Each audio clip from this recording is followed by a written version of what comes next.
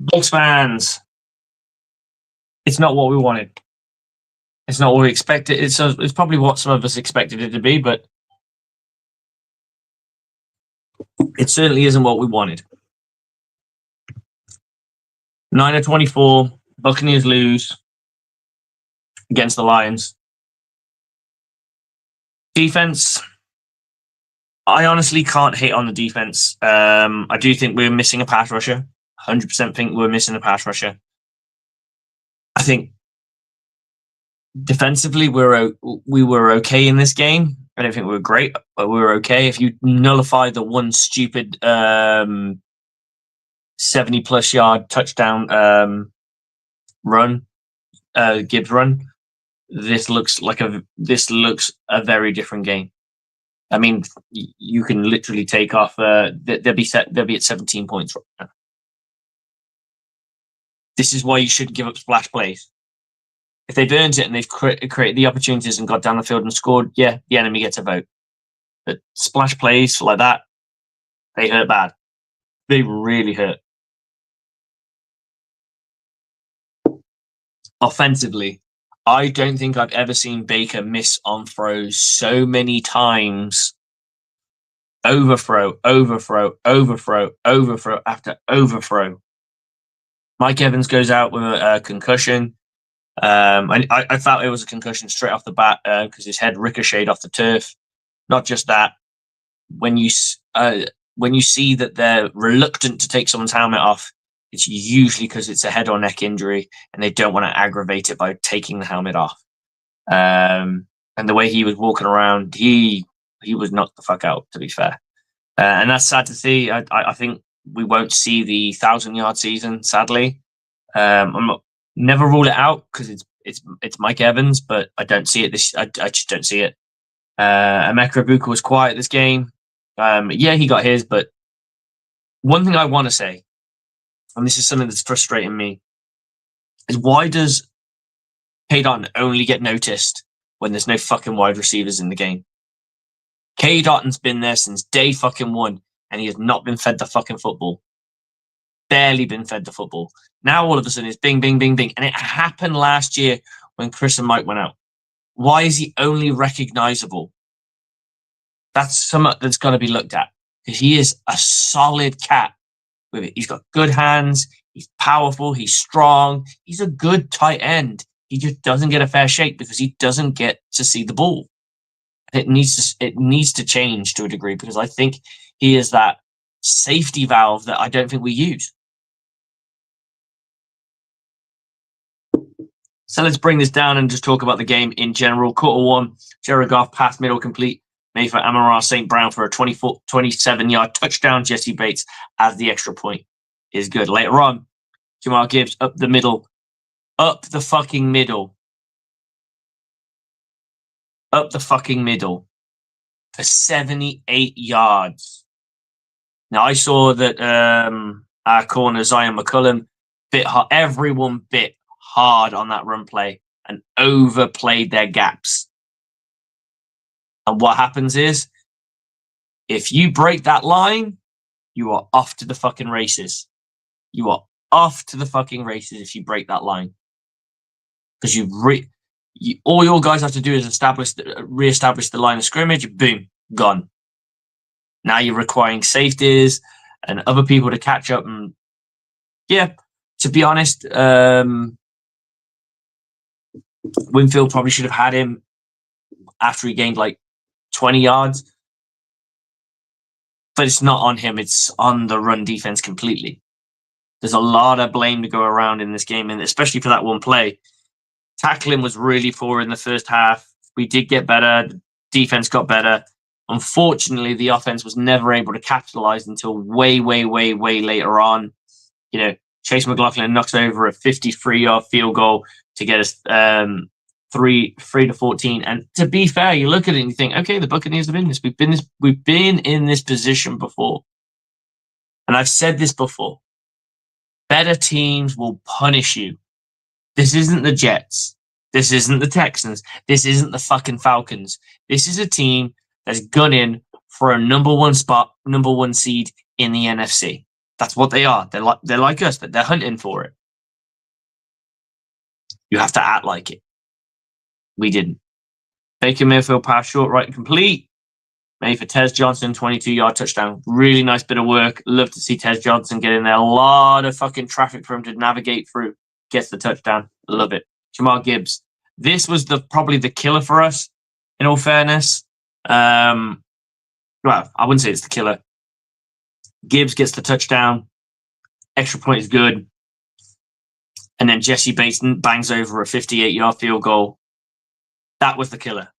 That was the one that the Buccaneers had to start going on fourth down. That's the one that the Buccaneers had to start had to play more overly aggressive, and they kind of got caught with their hands in the cookie jar. Throughout this entire game, Detroit led every single quarter of possession in points. They scored 7 in the first, to our none. 3-7 in the second, 6-7 in the third, and 3-0 in the fourth. Bucs fans, this is probably the worst loss we've had this season because we've only had 2. A lot's got to be drawn from this. I had this on my schedule for us to lose. I won't lie. Going to Detroit, they've been very smart in their hirings. They were clever in the sense that they hired from within, like we did in bringing Grizzard in, rather than going for another offensive coordinator and rewriting the script, so to speak. And not much has changed. It took them a minute. They got there. This is what good defensive football looks like. A good defensive backs play looks like when your defensive line and your pass rushers are good. It can make an average defensive back an average secondary look good. It can make a backup secondary look like low-end starters, or solid, or okay, or average. Pass rush will always buy time for the DBs, and the DBs will always buy time for your pass rush. So if your pass rush is bad, you're relying on your DBs to stay in coverage, unless you're blitzing. If your pass rush is elite, it shortens the amount of time for the quarterback, and it buys time for the it allows the DBs. It allows the DBs less time to get beat. You have to beat them quick, and that's what elite looks like. Elite pass rushing does that.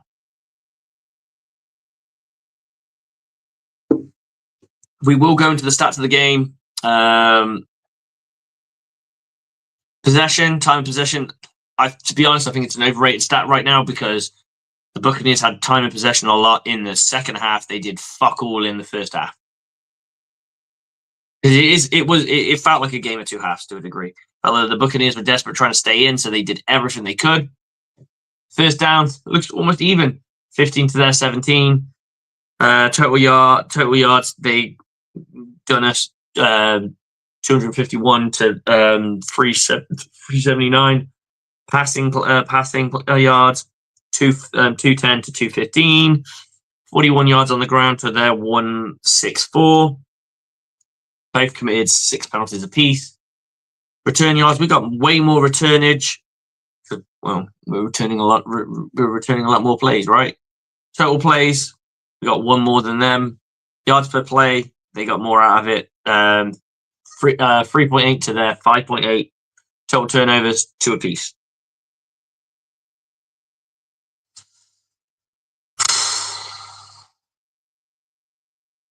That fucking sucked, guys. I don't want to be in that position ever again. We'll go about the player stats in a moment, but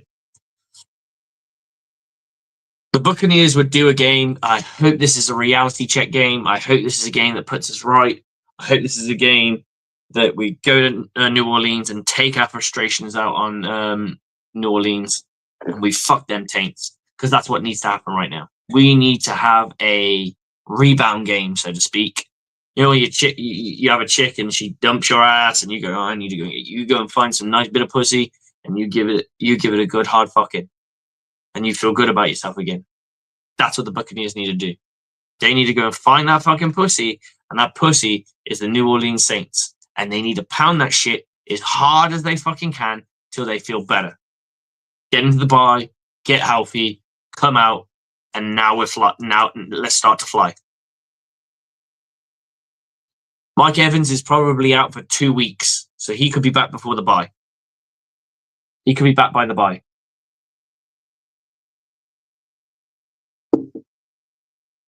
I'm saying, bro. So we're going to talk about some of the game leaders.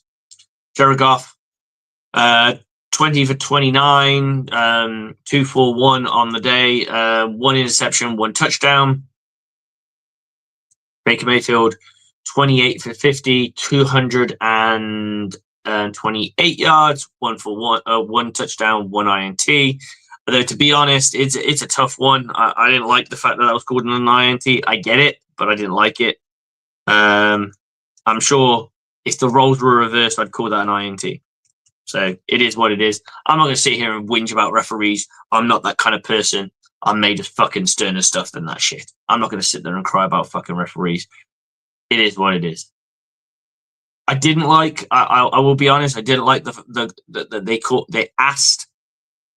So he asked that we were short. He asked that for Campbell challenged the ruling of a catch. The catch was good. For some bizarre reason, they decided to look at something else upon that. That fucking frustrated the shit out of me. I'm not going to lie. The rule should be clear. If you're challenging something, you challenge a specific, not a multitude or the play. If you're going to do it, you can challenge the play. That's fine. If you're going to do challenge the specific of the play, because I've been there and I've seen times where they've gone, well, they challenged for this specific thing. I'm sure I've seen this in a game where they've challenged for a specific thing, and they're like, yeah, that specific thing was wrong. However, they kind of got away with it because there was this on the play, and there was holding on the play, there was that on the play, or there was something else on the play that nullified that play, and it doesn't get called because that's not what the challenge was for. Kind of felt hard done by there. But I'm not going to sit and moan about referees. Referees didn't lose us this game. We weren't fucking good enough. If you think the referees lost us this game, you need to go through some adversity. We were shit. We weren't very good. Baker Mayfield was throwing passes to guys. To be honest, the Mike Evans, for me, it's a catch. That was a catch to me because he had the ball, he was touched, he had a knee down. As far as I'm concerned, if that was a fumble, and I don't like this whole the ground can cause a fumble thing. If you were down by contact and your knee hits the ground, as far as I'm concerned, that was a completed catch. He may have got knocked out. He may have had the wind knocked out of him. He may have been injured on the play. But as far as I'm concerned, he caught that ball, strided, got tangled up, fell down, knee down. Lions player makes contact with him. They don't have to touch him. They don't have to graze him. His knee touches the ground. He's down by contact. It doesn't matter if the ball bounces out after that. It doesn't fucking matter. Because if we were looking at it from a different perspective, as if we were looking at a runner as a running back, and he gets touched, and he goes to ground, and then the ball pops out, it's a different fucking thing. We don't say the ground fucking caused a fumble. I don't like it. Those are the two that really irked me, but we didn't lose because of referee decisions. We lost because we were shit. And anyone who wants to sit there and blame referees needs to fucking go and make themselves a hard coffee right now with extra fucking coffee in it, because come on.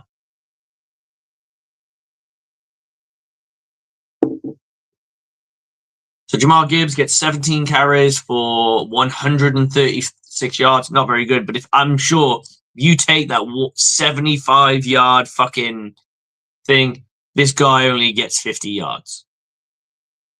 And we look at this and 1 touchdown. We look at this in a very different light, with a very different lens.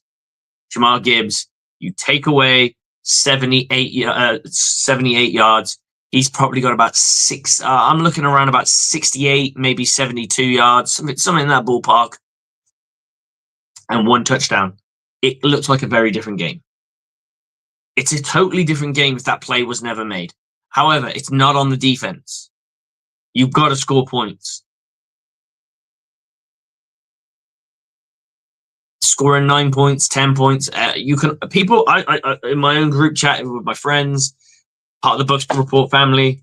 A lot of people were discussing the 2-point conversion try, the 2-point try.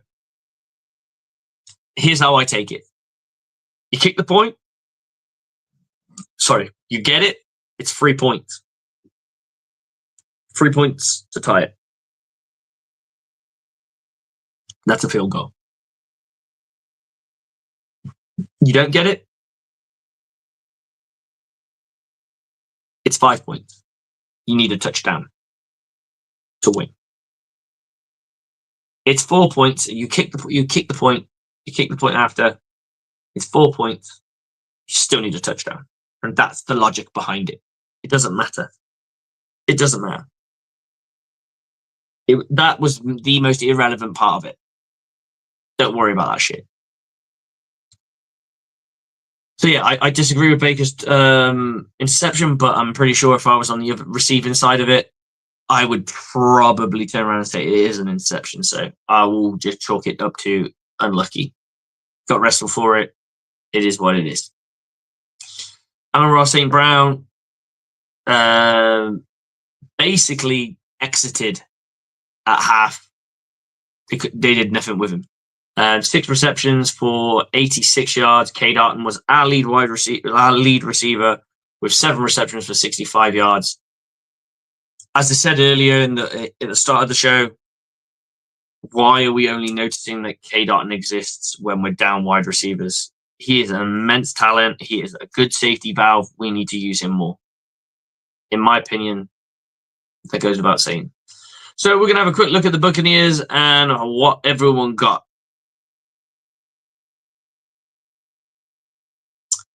Rashad White is 10 for 38 with a 3.8 on a carry. Obviously, the Buccaneers pretty much abandoned the run game once we got into the mid part of the third quarter. Once they got that touchdown, we started to pass the ball. The run game was obsolete. Sean Tucker, 1 for 4. K. Darton, 7 for 65, as I just said. Mecca Rabuka, 4 for 58. Ted Johnson, 4 for 58. And the touchdown, Sterling Shepard, 7 for 25. Ryan Miller, 1 for 14. Rashad White, 4 for 6. Sean Tucker, 1 for 2. And then nobody else got anything else. Savasia Dennis was your leading tackler with 8 tackles, 4 assists. So we're going to do that as and a sack. Tyke Smith, 8 and 5 and a sack. Antoine Winfield Jr., 6 and 2. Anthony Nelson, 2 and 2 and a sack. There was some poor tackling in this game, especially against the running backs early on. Anthony Nelson had one that was a bit of an ugly one. Yaya Diaby, 2 for 3 and a sack. So the Buccaneers got some sacks. They got 4 sacks in this game. Jacob Parrish, we know there's some more coming. 2 for 2. Logan Hall, 2 for 1. Zion McCullum, 1 for 4. Jamal Dean, 1 for 1 and the interception.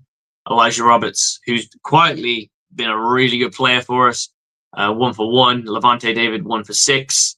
Chris Braswell, 1 for 2. Vita Vea, 1 for 2. And then we've got Greg Gaines, 0 and 1. Deion Jones, 0 and 1. Cameron Johnson finished the day with 4 returns for 95 yards. And the same Cameron Johnson also gets 3 punt returns for 35 yards. 34 yards. Chase McLaughlin with just the 1 field goal. Gained in himself 3 points. Riley Dixon averaging on 6 punts, 43.8 a punt.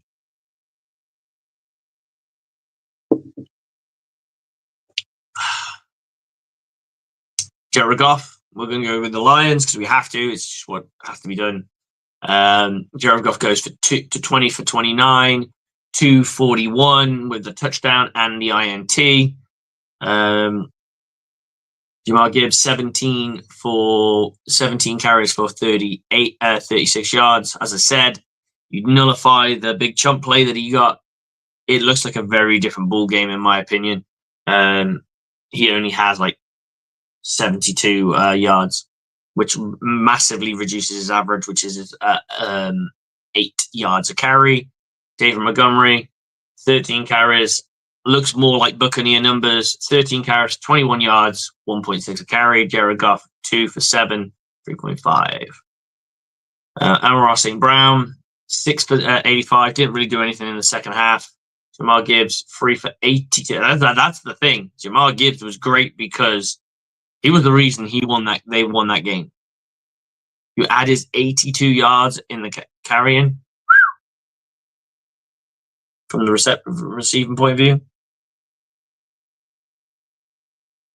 3 for 82, 27.3 yards, no touchdowns. Brock Wright, 3 for 23. David Montgomery, 2 for 18.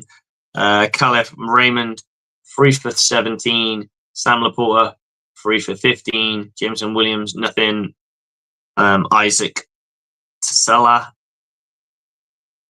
And then defensively, we gave up 3 sacks. We got a half sack from Al Quadin Mohammed. Tyrus Wheat got 1.5 sacks. A sack from Derek Barnes and a sack from Jack Campbell. So you're 1, 2. You look at 4 sacks. We gave up 4 sacks too. Leading tackle was Nick Hallett, which is a corner or a DB. Arthur Mullet was the next one. Their DBs carried the load for them in tackling.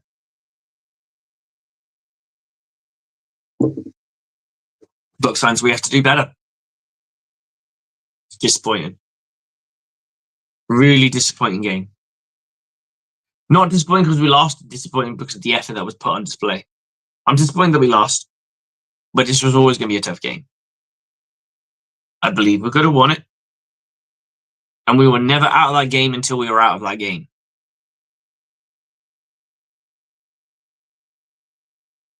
That fourth down throw into the end zone that wasn't caught, that was when the game ended.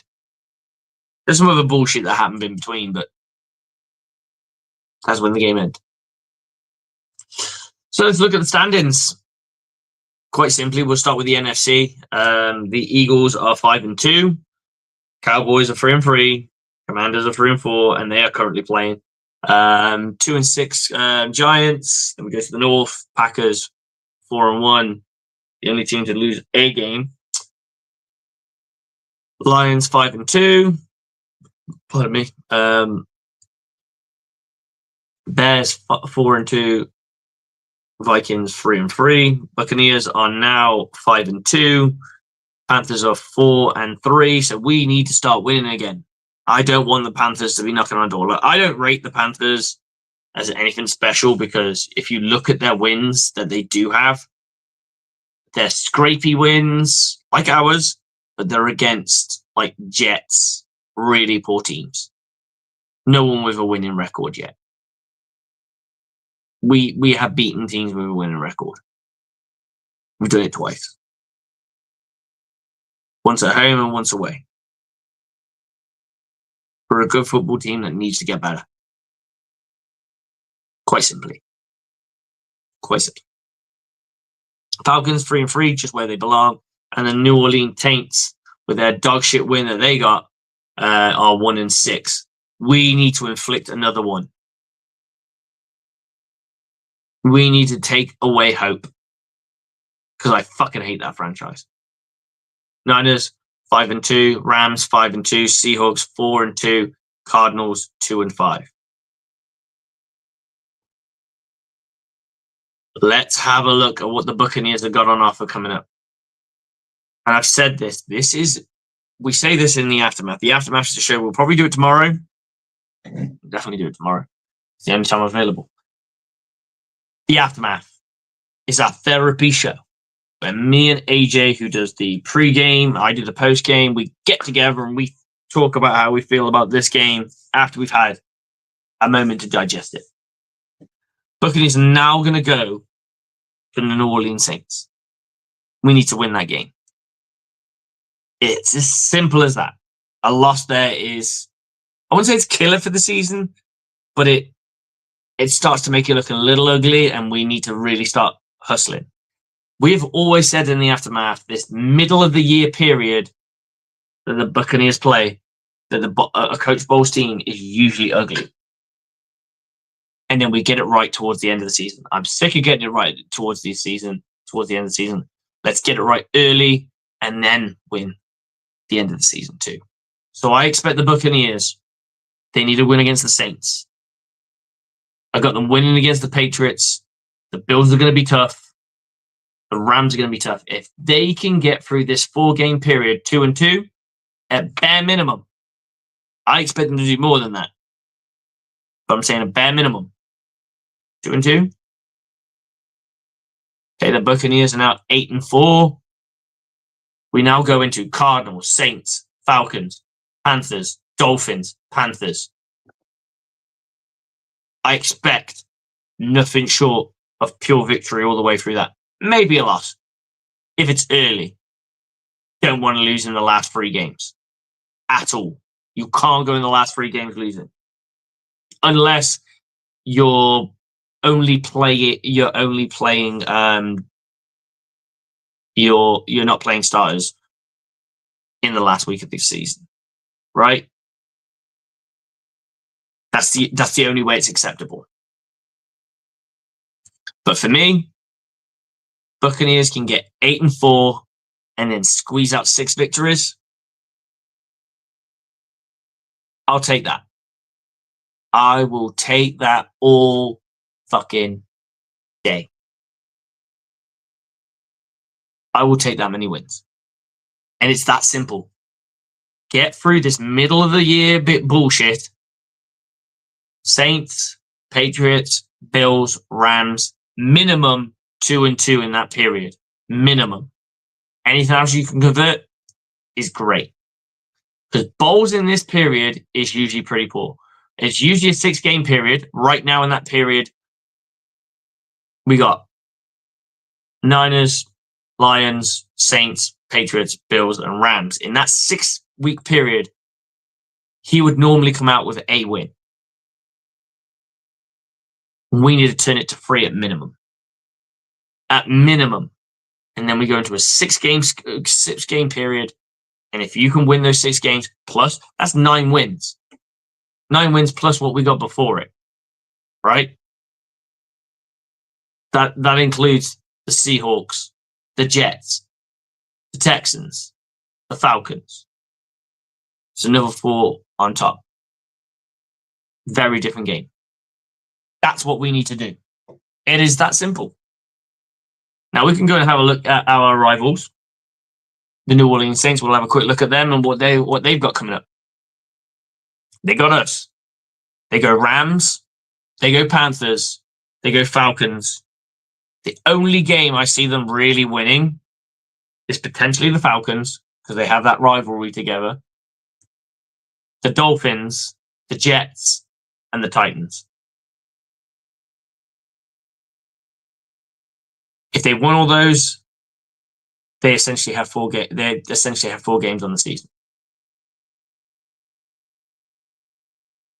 It's that simple. Okay. Let's have a look. Let's have a look at the Panthers. Like I said, the Panthers haven't really beaten anybody of anything of note. And we'll go through their season. They lost against the Steelers. They lost against the Jags. They lost against the Cardinals. Oh, sorry, one of those was preseason. They lost against the Jags. They lost against the Cardinals. They beat the Falcons, which we love. They got thumped by the Patriots. They beat the Dolphins. And they beat the Cowboys. They beat the Jets. Teams they beat aren't that great. Not one of them has a winning record. It's that simple. They are going to go Bills, Packers, Saints. I expect them to and Panthers. I expect them to come out of this 2-2. It is my expectation, and it gets harder. They go Niners, Rams, Saints, Bucs. I would expect them to come out with one win out of that. Then they go Seahawks and us. They may get one win. They may get no wins. It is that fucking simple, guys. Let's look at the Falcons. And then I will wrap this thing up. Now, Falcons had a signature win against the Bills. I'll give them that. They also beat the Vikings, but the Vikings aren't that good this year. It's not the flex you think it is. They beat the Commanders. It's not the flex you think it is. Their best flex right now is beating the Bills.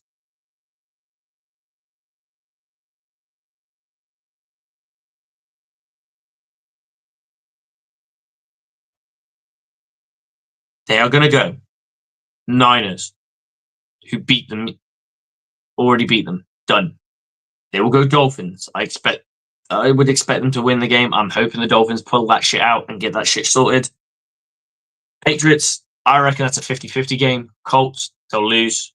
Panthers, 50-50 game. Saints, they'll win. You never know because they have a real big rivalry with each other. They do get a nice bounce. I mean, you could look at this and easily go 1 win, 2 wins, 3 wins, 4 wins, 5 wins. They could walk away with 6 wins on top of their season, right? They've got 3, so they could easily get 9 wins this year. They are no slouch. Make no mistake. But I expect the Patriots to do the job. I expect the Colts to do the job. I expect the Panthers to get the double. I don't really care about them and the Saints. I expect the Seahawks to do the job. I expect us to do the fucking job. And I expect the Cardinals to potentially do the job. And then the Rams.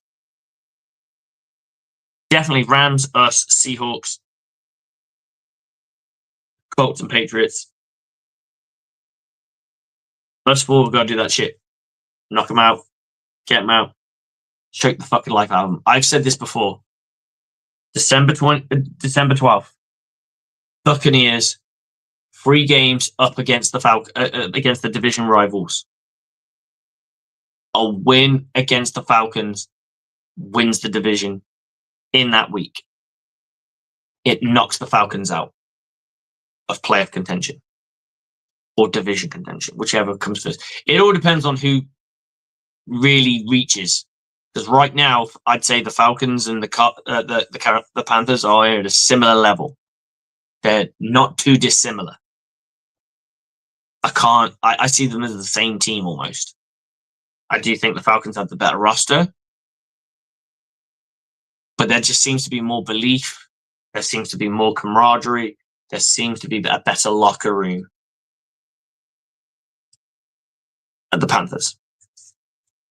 So I would love us to knock them out of the division, especially I want it to be the Falcons because I don't like the Falcons. I hate the Falcons I hate the Falcons second in our division.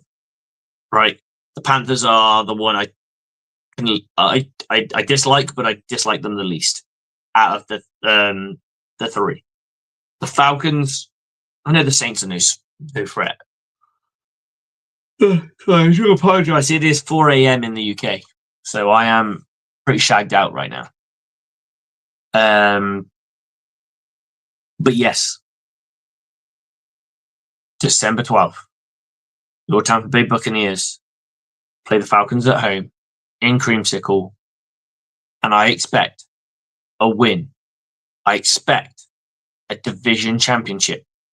I expect to knock them either out of the championship and make them play for scraps amongst the rest of the trash. The Panthers. those other teams that are gunning for 5th, 6th, and 7th seeds. We ain't gunning for scraps. We're looking to dominate. Buccaneers fell short today. It can be recaptured. We can reignite. We can fight through adversity. We can put the team together, and we can go all the fucking way. It's not in the realms of possibility. The trade deadline's not up. Buccaneers could make a move. I'm not saying they will. I'd like them to. I know who I want. Then if the Buccaneers have the money. All I'm saying is this Buccaneers team isn't dead to rights. It's not done yet. We've had some adversity. Adversity is great for a team.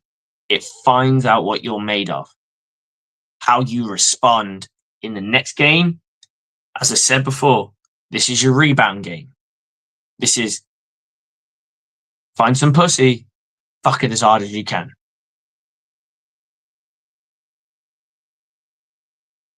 It's as simple as that. Find that pussy and bang it. And bang it fucking hard. Feel good about yourself and get back on track. Do your shit. Show your shit. Win the division. Go to the playoffs and play good ball in the playoffs. It is that simple. You have everything available for this team.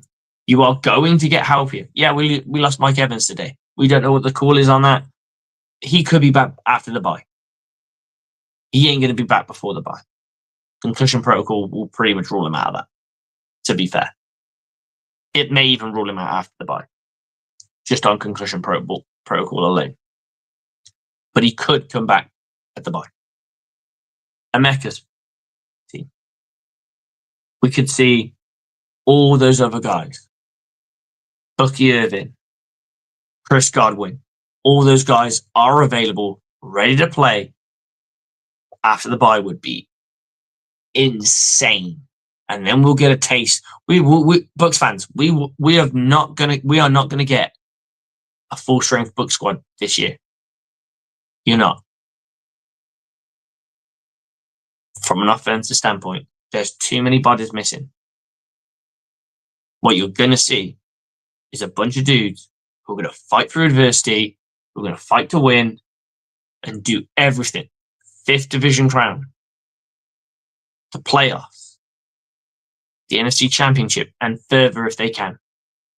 My expectation is this team is poised to go further, to go as far as the NFC Championship game.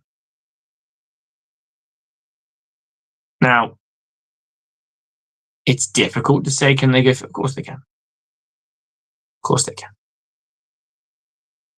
But what I'm saying is, as James Matz just said,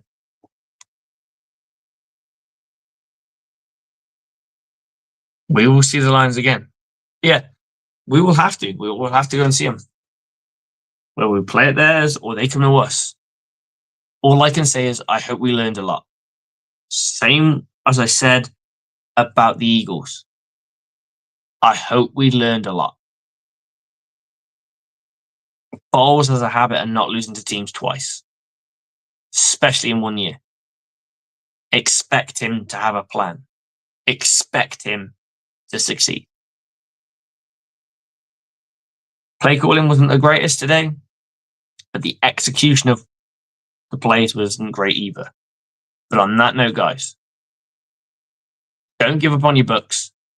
We're only in just over the first quarter of the season. Don't write it off. I will see you guys live and in person at the Cardinals game because I'll be there. But until then, check out the Aftermath tomorrow, usually around 7 p.m. Eastern. We'll be going through this in a little bit more depth. Bucs fans, stay faithful, stay true. Bucs on me, Bucs on free. 1, 2, 3, go Bucs!